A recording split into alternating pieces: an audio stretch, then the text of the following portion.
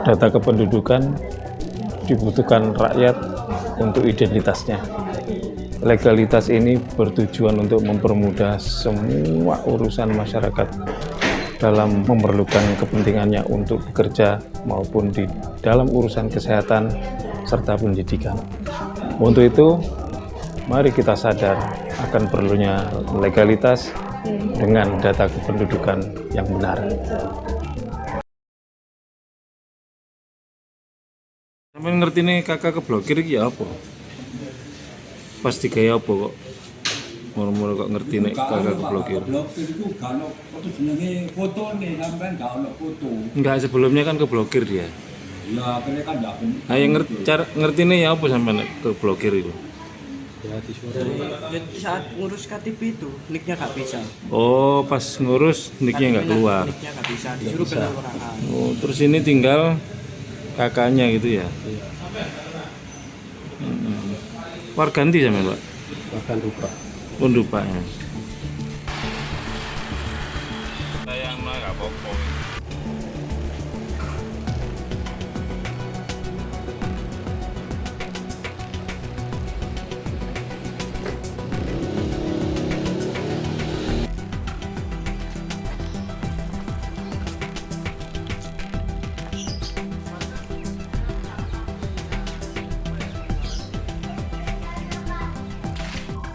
Jadi kemarin itu ada pemberitahuan kakak terblokir Dari dari RW RW. sama penertiban kependudukan. Oke. Nah, akhirnya tak urus, saya datang ke RW karena saya dipanggil. Pikiranku kakakku sing keblokir, Oh. ngamuk aku. Ya saya jelas saya mulai lahir besar sampai tua umur 45 ya ndok ngenani. Di sini. Ini kakak adikku, ini kakak saya sama istri, ini kakak mama papaku. Ya ada lagi satu kakak namanya. Nah, debat aku, saya ngomong, saya mulai lahir di sini gitu loh. Ya nggak bisa sampai blokir sembarangan. Ini penertiban Pak, dia ngomong ngono. Alasannya penertiban. Penertiban. Ya, ya, ya. Nah, ya wis, lek memang diblokir, ini tak urus do Dispenduk Capil. Sing keblokir satu kakak apa semua? Satu Pak. Satu. Satu kakak. Nah, Terus setelah itu terus debat ya. Aku ngomong, lek memang keblokir, aku gak di omah. Aku terus manggon nang ndi? Itu omah bapak ibuku. Ya aku manggon nang kene. Lalu terus diblokir pokoknya ngotot. Ini penertiban ini, apa namanya peraturan. Nah, singkat cerita besoknya saya ke Dispenduk Capil. Dijelaskanlah sama Dispenduk Capil di situ. Kakak sampean iki gak keblokir Mas. Sing keblokir itu kakak satunya namanya. Jadi ada 4 kakak. Loh, berarti penjelasan dari kelurahan atau RW ini berbeda dengan penjelasannya Dinas Penduduk. Ya pokoknya di satu alamat ini ada yang diblokir gitu loh. Segera suruh ngurus. Ternyata sih diblokir punya sampean enggak keblokir. karena di sini tertera orang tua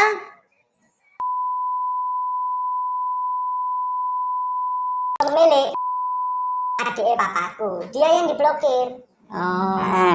Terus dijelaskan juga sama orang Dispenduk kemarin di lantai biro 3 ya. Yang diblokir itu ukuran. Kalau rumahnya ukuran 4 kali 5, terus di situ ono 10 kakak, itu jelas gak mungkin Mas. Itu berarti arek kos-kosan numpang. Ini sampean iki. Begitu. Kalau bisa jenengan kesini atau difoto surat tanah. Kalau di oma mengenali bapakku.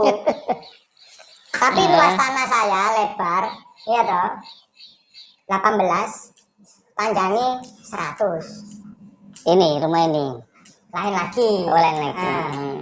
Sebelah. Oh, yang sebelah. Jadi begitu. Jadi gak diblokir. Dia ngomong, nggak diblokir Mas. Yang diblokir itu, nah tapi kemarin ngotot tuh Pak, diblokir loh Pak. Yang ngotot siapa waktu itu? Ya Pak RW sama orang satu, saya nggak tahu. Ngaku nih orang kelurahan sama orang pencatatan. Nggak ada Pak.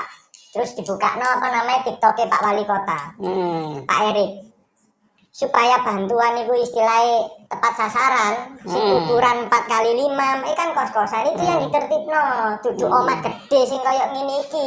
Lah sekian anake 10. Kurang dibagi warisane, ya ta? Kurang dibagi. Apa kakek gak nyantol nang kene kabeh lah, nek wis rapi kabeh. Kan otomatis aku ngomong. Lek wis menikah kan pasti pecah kakak. Nah, itu sing menarik itu sing sampean cerita waktu debat itu memang ada permintaan dari tuan rumah gitu ya. Itu Ya, menyatakan begini. Iki kampung ya? Tuan rumah iki, aku tuan rumah. Saya enggak berkenan nih, Mas melok kakakku. Karena dulu-dulu nih gue temen, gue saudara, gue apa. Saya berhak melapor untuk memblokir dengan dibuktikan satu, bahwa yang bersangkutan tidak bertempat tinggal di kampung ini. Dua, tidak tahu domisilinya. Yang ketiga, ono satu form itu nanti diisi, nah itu bisa diblokir punya sampean. Bukan orang-orang seperti saya yang asli anaknya.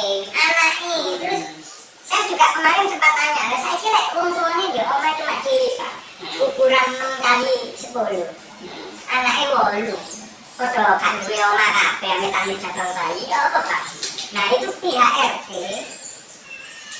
yang menjelaskan nanti tidak ada pemblokiran. Jadi peran serta RT ini, RT ini kak ngekek laporan menengahi kan sih ngerti RT ini Pak. Nah, masalahnya RT ini paham nggak dengan materi yang dimaksud wali kota ini? Sebagian paham, sebagian tidak. Jadi RT saya kemarin itu juga kurang juga. Akhirnya dijelaskan oleh Pak RW ini. Bersamaan dengan pendataan pemilih gubernur wali kota. Pilkada. Jadi yang RW ini diberikan di data aja semua penduduknya sampai. Ya. Nanti hasilnya bagi orang yang tinggal di Benowo, tinggal di Mojokerto, ya mereka kan merasa itu untuk pemilihan, mereka kan pasti balik kampung.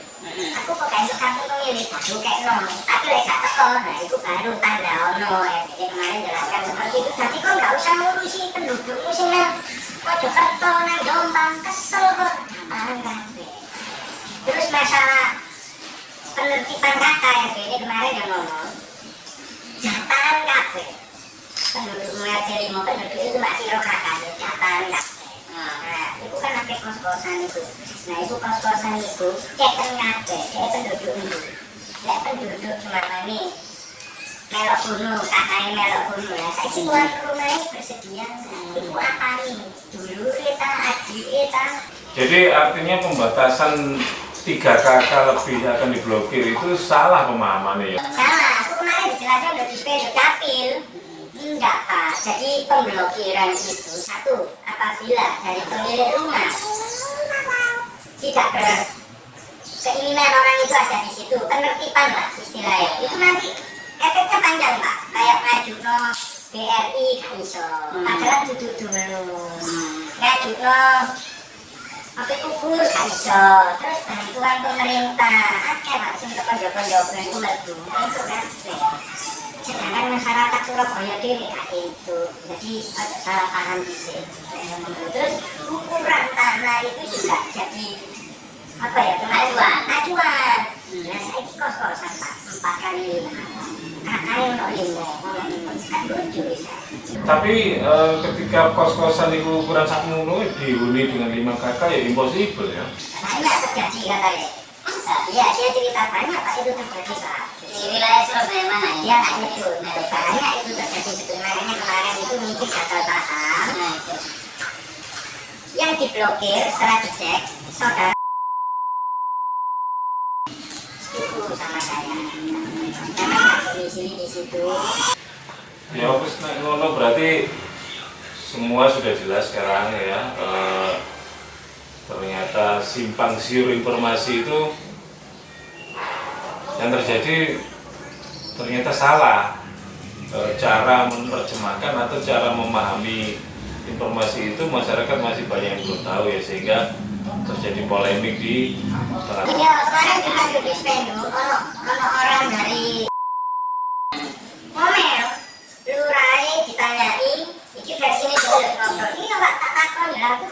diblokir kayak ngomong. Turai ngomong.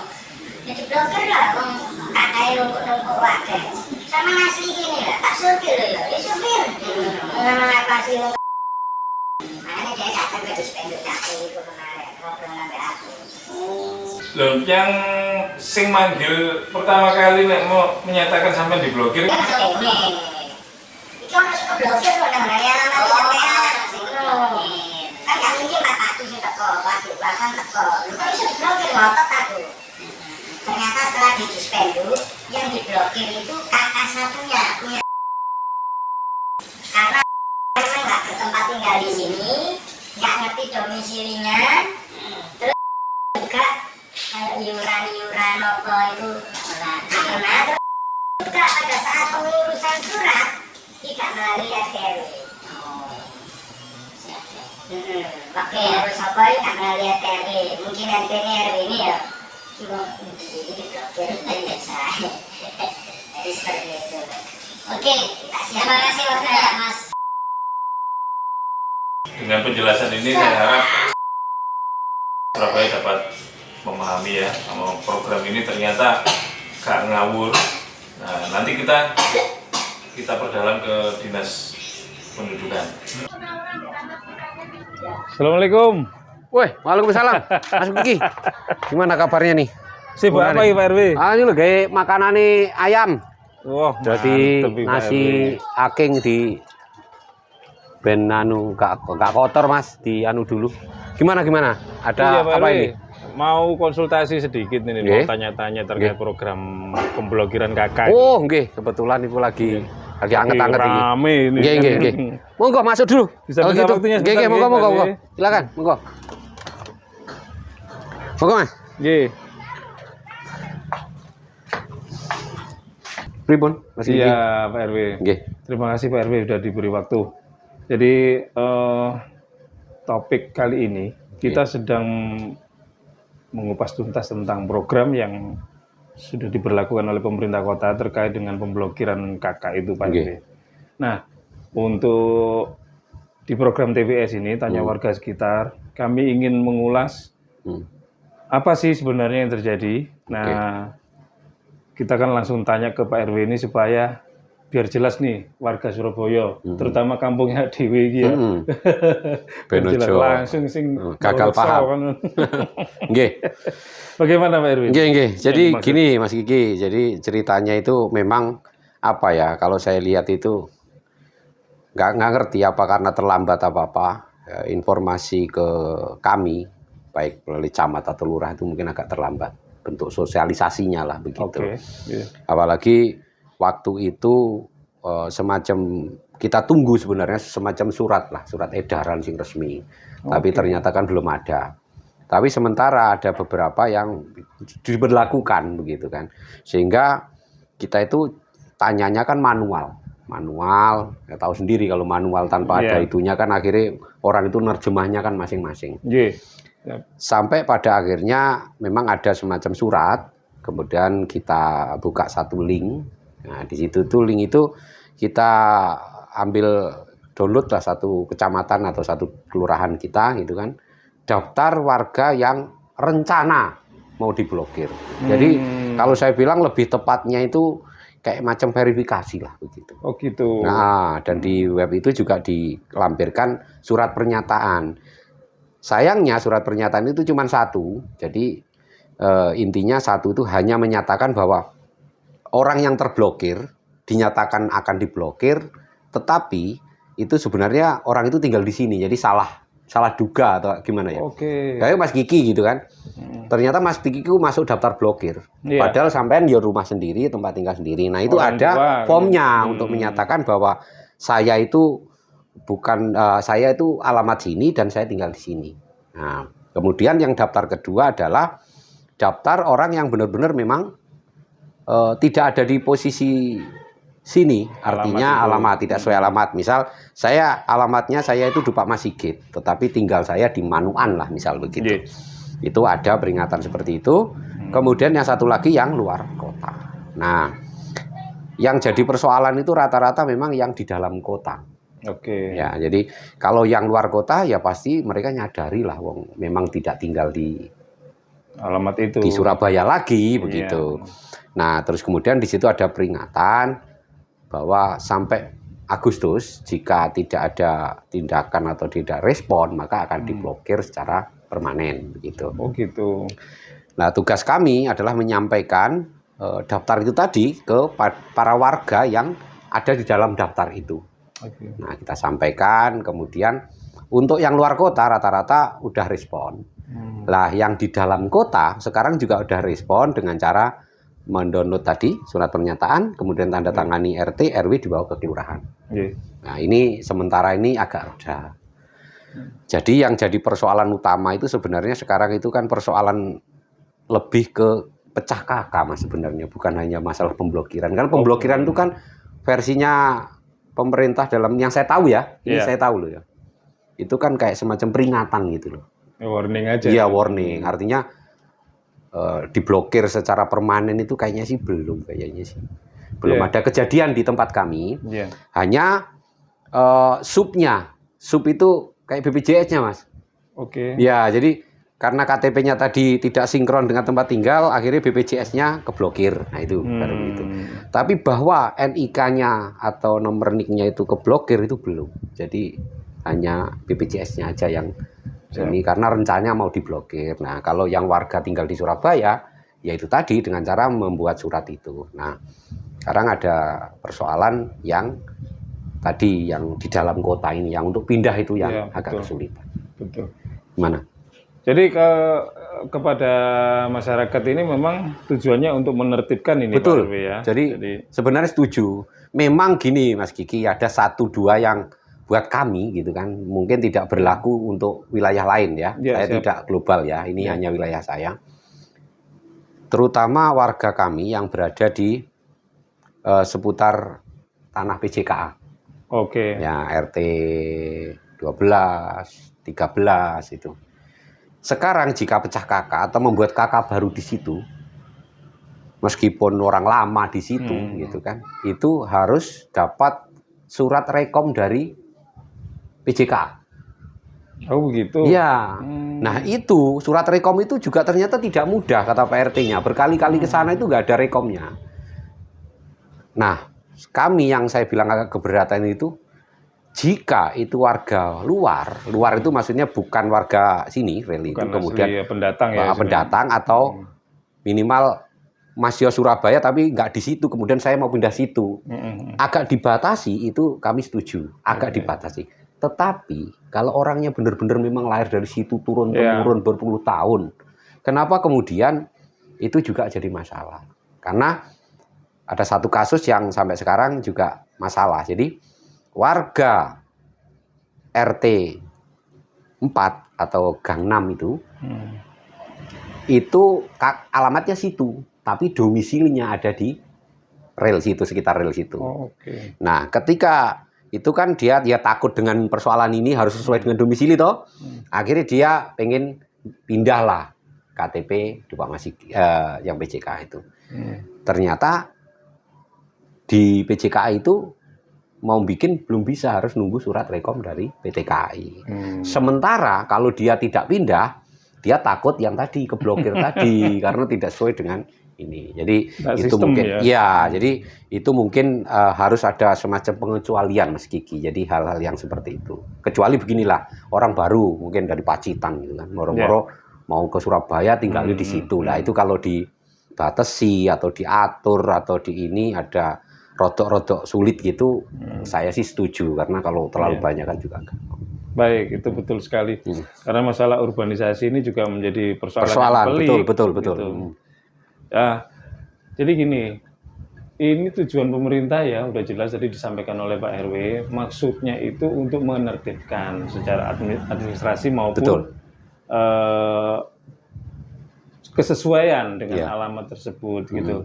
Jadi kerancuan informasi yang ada di luar sekarang ini, kalian bisa saksikan informasi dari kami TWS supaya gak kesasar ya. Jadi nek kesasar engko luput, iso emek ngamuk-ngamuk. Iya, nyalahno tok. Dipikir Pak RT Pak RW ini sing gawe masalah gitu. Jadi gitu. Terima kasih Pak RW waktunya. Mungkin satu lagi Mas Kiki. Siap. Jadi maksud saya kami setuju itu sebenarnya program itu, artinya penertiban itu, karena itu juga efeknya nanti ke warga sendiri, Mas. Misal begini, orang itu sebenarnya dia layak dapat bantuan pemerintah. Nah itu dia. Iya. Itu. Terus kemudian alamatnya sini. Ternyata ketika ada pihak kelurahan verifikasi, orangnya nggak di sini, Mas. Tinggalnya mungkin di daerah Demak mungkin gitu kan. Iya. Dihubungi nggak bisa dan lain sebagainya. Dan akhirnya kan si orang tersebut menjadi rugi, Mas. Harusnya dia menerima loh itu intervensi, karena dicari tempatnya nggak ada. Gitu. Dan di sana juga merasa RT RW sana mungkin, oh itu duduk wargaku, untuk kakakku ya tak jarno misalnya. Rancu. Jadi maksud saya dengan program ini kalau bisa berjalan dengan tadi pengecualian itu, kami sebenarnya setuju, sepakat. Ada pengen api, ya, gitu kan. Jadi tertib memang, lah gitu, untuk tertib aja. Memang kebijakan dari pemerintah itu memang tak jarang untuk menemui kendala-kendala, itu udah wajar. Betul. Ya tinggal nanti penerapan atau aplikasi di lapangan itu seperti apa, banyak manfaatnya enggak dengan masyarakat. Kalau banyak manfaatnya udah dilanjutin aja kan begitu. Ya sebenarnya alon-alon, kalau alon-alon sing penting ojo ini dulu. Sempat memang Mas, kami itu sempat, karena tadi belum ada informasi yang jelas, kemudian udah langsung diterapkan. Kami memang sempat di rapat internal RT RW itu kita sepakat pengen semacam ke dewan hearing gitu kan, ke sana. Perwakilan warga, pengen takon sebenarnya, bukan demo, bukan, pengen takon saja nih, apa sih Pak iki Pak, gitu kan. Kejelasannya ya apa. Nah setelah itu sebelum kita melangkah itu kan kami koordinasi dengan beberapa pihak, dan kebetulan kemarin ada turun surat itu yang saya cerita, surat yang ada itunya, kemudian itu kami dari download. Dispenduk ya? Dari Dispenduk, ada linknya Mas itu, Mas. Ada link, kita bisa cek, bisa download, siapa saja boleh kok download. Itu aja saya rasa. Terima kasih Pak Ibu. Oke, Mas Kiki. Oke. Buat apa-apa. Terima kasih banyak. Terima kasih. Moga-moga. Assalamualaikum. Waalaikumsalam warahmatullahi.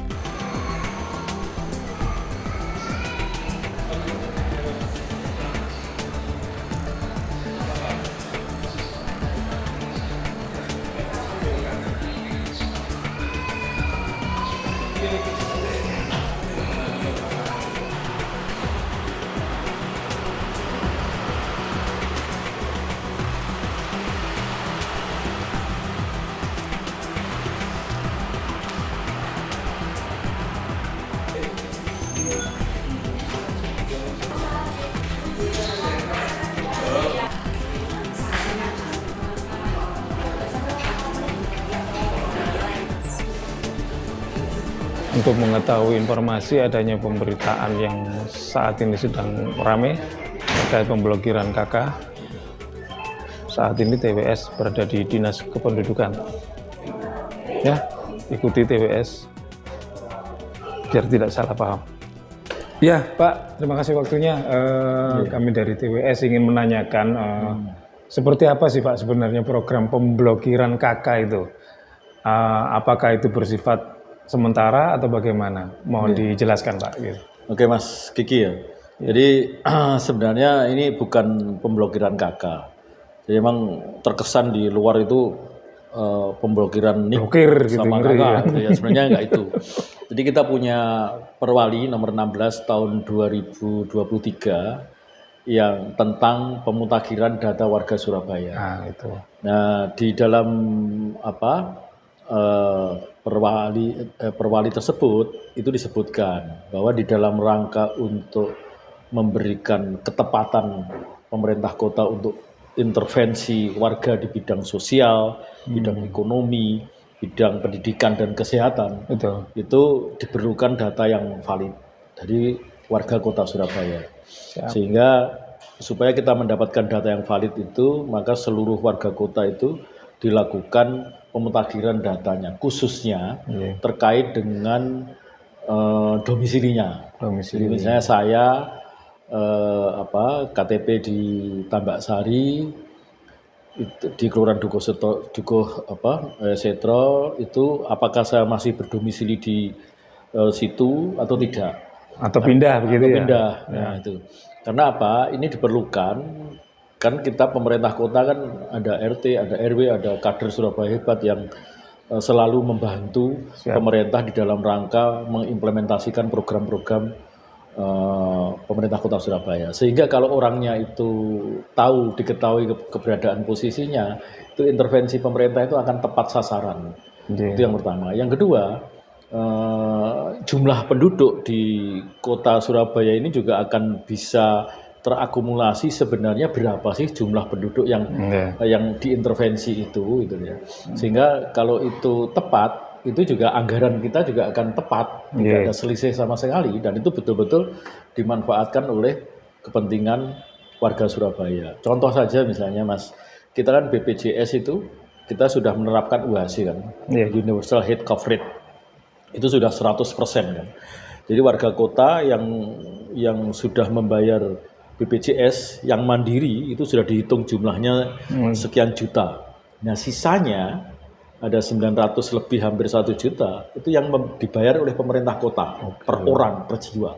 Sehingga ketika orang itu berobat dengan membawa KTP tok, itu sudah bisa dilayani dan mereka tidak perlu membayar iuran rumah sakit. wajib. Tentunya kelasnya adalah sesuai kelas BPJS yang kita bayarkan gitu ya.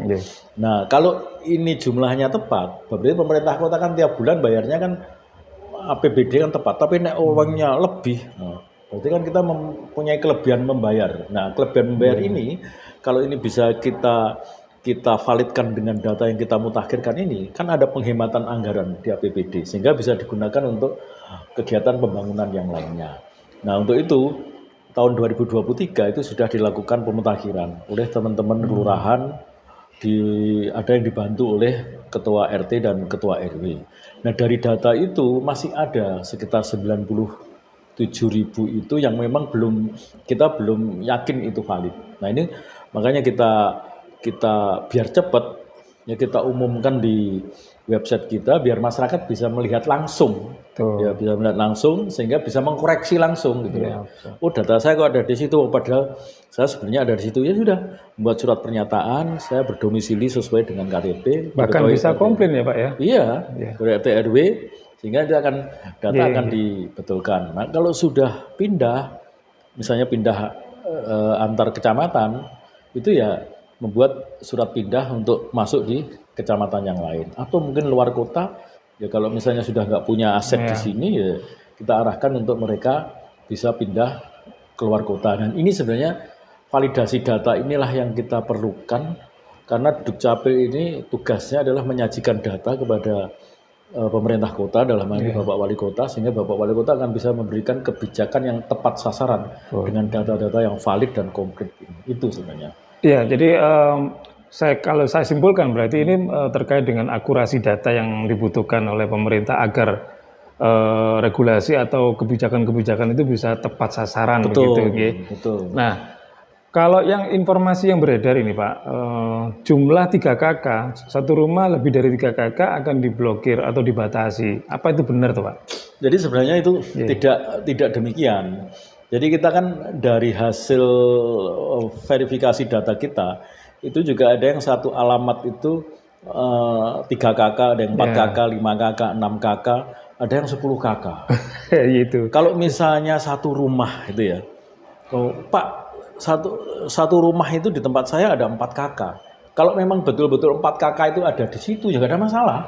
Misalnya sama punya rumah. Real maksudnya. Ya real itu ada, misalnya 200 meter persegi. Semua anggota keluarga ada di situ.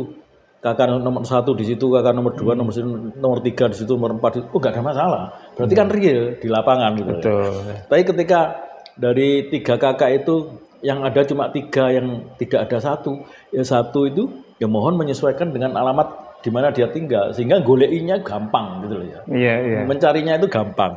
Ini yang sebenarnya kita ingin validasi itu yang seperti ini, gitu loh. Yang seperti ini. Makanya kan di rumah saya itu sudah ada 4 KK, 5 KK itu seperti apa? Loh, kalau memang betul-betul di situ, ya nggak ada masalah, gitu loh. Tapi kalau misalnya tidak ada di situ, ya mohon menyesuaikan dengan alamat yang baru. Ya, itu, betul. Itu. Nah, dan kita insya Allah untuk proses perubahan alamat ini, insya Allah gratis. Tidak dipungut biaya, bahkan kita sudah karena dia akan mempengaruhi terkait dengan KTP-nya kan alamatnya berubah. itu kita juga sudah siapkan data itu, belangko KTP-nya, kita sudah minta ke Kemendagri, dan Kemendagri siap untuk menyiapkan belangko KTP untuk yang perubahan-perubahan alamat seperti itu. Keren Pak. Iya. Ya artinya di sini terjadi ada misunderstanding ya. Jadi terkadang masyarakat itu kurang memahami lebih detail karena informasinya masih setengah-setengah dan akhirnya salah menerjemahkan, kan begitu. Nah, terima kasih waktunya Pak Kadis Mas sudah memberikan penjelasan secara gamblang. Semoga program ini berjalan dengan baik dan nantinya pemerintah kota lebih maju lagi. Terima kasih ya. Jadi pada akhirnya saya mau sampaikan, warga kota Surabaya nggak usah takut. Tidak ada kita warga yang stateless. Seperti sejak awal saya sampaikan, tidak ada warga itu fiktif. Cuman yang ada adalah warga yang tidak kita ketahui domisilinya. Nah, ini yang akan kita update. Oh, domisilinya berada di sini, di sini, di sini. Nah, ketika kita punya data yang konkret, inilah yang diperlukan oleh pemerintah kota supaya kita mudah untuk melakukan intervensi program-program Kota Surabaya. Saya kira demikian. Terima kasih. Wassalamualaikum warahmatullahi wabarakatuh. Ya, Pak, berarti yang terakhir ini untuk masalah perpindahan itu bisa masih sinkron dengan BPJS-nya ya? Oh, masih ya. Masih. BPJS itu yang penting NIK. Ya. Oh, yang penting kuncinya NIK-nya. NIK, ya. Kalau NIK-nya itu berubah, ini ya. Kalau NIK-nya tetap, NIK itu kan tidak akan berubah sama sekali. NIK seseorang itu sampai dia lahir dan meninggal itu tidak akan berubah. Nah, ketika NIK-nya itu benar, itu insya Allah tidak akan tercerabut dari akar BPJS. Siap. Ya. Kita sudah ngobrol-ngobrol panjang lebar dengan pakar kependudukan nih langsung iki wis.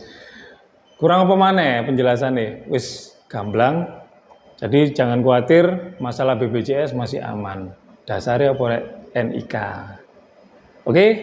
Ikuti terus TWS. Tanya warga sekitar. Terima kasih, Pak. Pembangunan di dalam setiap kota pasti berhadapan dengan pro dan kontra. Untuk itu, kembali kepada masyarakat, memilih untuk diam tetap di sini atau maju bergerak.